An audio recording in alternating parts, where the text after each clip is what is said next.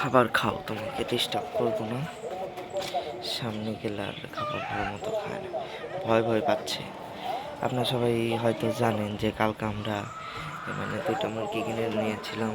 এটার নাম আমরা দিয়েছি লালি, এটার নাম দিয়েছি কালি।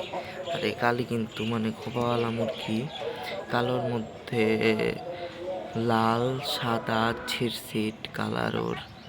আর মুখ চোখ কিন্তু একদম লাল। আপনারা অনেকে ভুল করবেন যে ডিম পাড়া মুরগি মনে করে, কিন্তু না, এগুলো কিন্তু কয়েকদিনের ভিতরে ডিমে আসবে, এখনও ডিমে আসেনি। দেখা গেছে আমার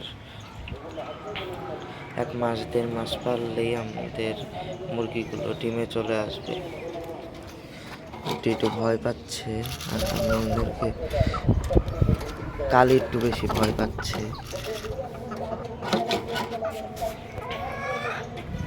দেখি খাই কিনা। আর আমার সবগুলো মুরগি কিন্তু খাওয়ার জন্য একদম পাগল হয়ে গেছে।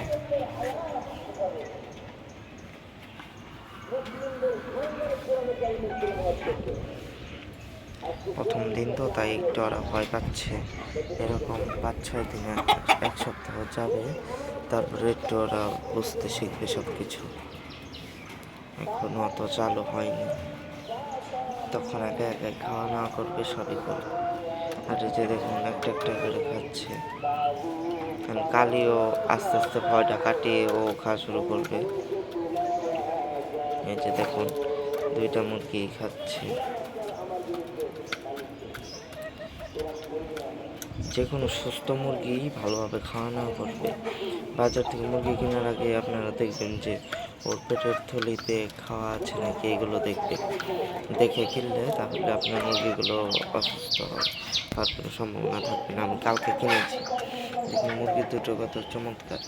হলুদের মধ্যে ছিটা ছিটা কালা সাদা ছিটা ছিটা একটা, আর একটা কালোর মধ্যে লাল সাদা ছিটা ছিটা। মুরগিগুলো 2টাই কিন্তু অনেক সুন্দর মুরগি। সামনের থেকে দেখলে আপনারা বুঝতে পারবেন। ওরা খেতে থাক, আমি আর ওদের মানে বিরক্ত করব না। আমি সেই মুহূর্তে আমি নিচের মুরগিগুলোকে খাবার দিই, এগুলোকে খাবার দিই। ওরা যত আমি কাছে থাকবো ওরা কম খাবার খাবে, অসুস্থ হয়ে পড়তে পারে, কারণ এক জায়গা থেকে এক জায়গায় এসেছে।